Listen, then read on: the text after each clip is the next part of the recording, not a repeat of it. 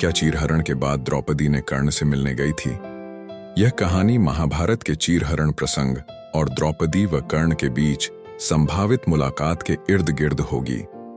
कहानी में द्रौपदी के दृष्टिकोण, कर्ण की मनोदशा और उस समय के सामाजिक व नैतिक संदर्भ को गहराई से दर्शाया जाएगा। कुछ रचनात्मक स्वतंत्रता ली गई है ताकि कहानी भावनात्मक और नाटकीय हो, लेकिन महाभारत की मूल भावना और ऐतिहासिक संदर्भ बरकरार रखा गया है। चीरहरण के बाद द्रौपदी और कर्ण की अनकही मुलाकात। प्रस्तावना: कुरुक्षेत्र का युद्ध शुरू होने से पहले हस्तिनापुर की सभा में एक ऐसी घटना घटी जिसने इतिहास के पन्नों को हमेशा के लिए रक्त रंजित कर दिया। द्रौपदी का चीरहरण, वह सभा जहां धर्म की हार हुई और अधर्म ने सिर उठाया। लेकिन क्या उस अपमान के बाद द्रौपदी ने कर्ण से मुलाकात की थी? क्या 5 पांडवों की पत्नी अग्निज्योति द्रौपदी ने उस सूतपुत्र से बात की जिसे दुनिया दानवीर कर्ण कहती थी? आइए इस कहानी को द्रौपदी की आंखों से देखें, उनके हृदय की पीड़ा को समझें और उस मुलाकात की सच्चाई को खोजें जो शायद समय की धूल में कहीं खो गई। पृष्ठभूमि: चीरहरण की त्रासदी।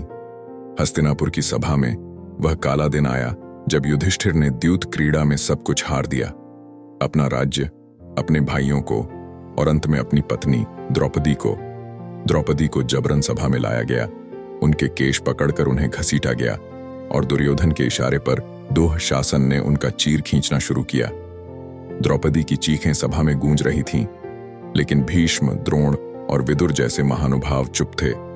कर्ण, जो सभा में मौजूद था, ने कहा, जो द्यूत में हार गया उसकी पत्नी अब दासी है। ये शब्द द्रौपदी के हृदय में तीर की तरह चुभे। वह कर्ण जिसे कभी द्रौपदी ने स्वयंवर में अपमानित किया था, आज उसकी इस हालत पर कटाक्ष कर रहा था। लेकिन जब दुःशासन ने चीर खींचना शुरू किया, द्रौपदी ने श्री कृष्ण का स्मरण किया। चमत्कार हुआ, उनका वस्त्र अनंत हो गया और दुःशासन थक कर गिर पड़ा। द्रौपदी ने उस सभा में प्रतिज्ञा की, इस अपमान का बदला मैं लूंगी। मेरे केश तब तक खुले रहेंगे जब तक दुःशासन का रक्त उनमें न लग जाए। सभा में सन्नाटा छा गया, लेकिन द्रौपदी के मन में एक सवाल बार बार उठ रहा था। कर्ण, तुमने ऐसा क्यों किया? क्या तुम वाकई वह दानवीर हो जिसकी प्रशंसा चारों दिशाओं में होती है? द्रौपदी का अंतर्द्वंद। चीरहरण के बाद पांडव और द्रौपदी को वनवास भेज दिया गया। जंगल में जब रातें ठंडी होती थीं और सन्नाटा उन्हें घेर लेता, द्रौपदी के मन में कर्ण की छवि बार बार उभरती। वह सोचती, क्या कर्ण का अपमान मेरे स्वयंवर में किए गए अपमान का बदला था? या वह दुर्योधन की मित्रता में इतना अंधा हो गया कि उसे धर्म अधर्म का अंतर ही नहीं दिखा? द्रौपदी को याद आया वह स्वयंवर जहां कर्ण ने लक्ष्य भेदन में भाग लेने की इच्छा जताई थी। द्रौपदी ने कहा था, मैं सूतपुत्र से विवाह नहीं करूंगी। उस समय द्रौपदी को अपने शब्दों पर गर्व था, लेकिन अब वह सोचती थी कि शायद उन शब्दों ने कर्ण के हृदय में एक गहरी चोट छोड़ी थी। क्या वह चोट ही सभा में कर्ण के कठोर शब्दों का कारण बनी? द्रौपदी ने ठान लिया कि वह कर्ण से मिलकर उसका पक्ष जानना चाहती है। वह जानना चाहती थी कि क्या कर्ण का हृदय वाकई पत्थर का है या उसमें भी कहीं इंसानियत बाकी है। मुलाकात की रात। वनवास के दौरान एक रात द्रौपदी चुपके से निकल पड़ी। वह जानती थी कि कर्ण हस्तिनापुर से कुछ दूरी पर यमुना के तट पर एकांत में ध्यान करता है। उस रात चांद की रोशनी में यमुना की लहरें चमक रही थीं। कर्ण एक चट्टान पर बैठा था, उसका धनुष पास में रखा था। उसका चेहरा शांत था, लेकिन आंखों में एक अजीब सी उदासी थी। द्रौपदी ने साहस जुटाया और कहा, सूतपुत्र कर्ण, मैं तुमसे मिलने आई हूं। कर्ण चौंक गया। उसने द्रौपदी को देखा और कहा, पांचाल की राजकुमारी, तुम यहां? क्या तुम्हें मुझसे कोई और अपमान चाहिए? द्रौपदी ने गहरी सांस ली और कहा, मैं अपमान के लिए नहीं, सत्य जानने आई हूं। उस सभा में तुमने मेरे लिए इतने कठोर शब्द क्यों कहे? क्या यह मेरे स्वयंवर के अपमान का बदला था, या तुम वाकई दुर्योधन के गुलाम बन चुके हो? कर्ण ने कुछ देर चुप्पी साधी, फिर बोला, द्रौपदी, तुमने मुझे सूतपुत्र कहकर अपमानित किया था, लेकिन मैंने उस दिन सभा में जो कहा वह मेरे क्रोध का परिणाम था। मैंने देखा कि दुर्योधन मुझे सम्मान देता है और मैं उसका रणनी हूं, लेकिन तुम्हारा चीरहरण वह मेरी सहमति से नहीं हुआ। मैंने केवल शब्द कहे, पर जब दुःशासन ने तुम्हारा वस्त्र खींचा मेरा मन भी कांप उठा। द्रौपदी की आंखों में आंसू थे। उसने कहा, कर्ण, तुम दानवीर हो, फिर तुमने उस दिन धर्म का साथ क्यों नहीं दिया? क्या तुम्हारा हृदय इतना कठोर हो गया है?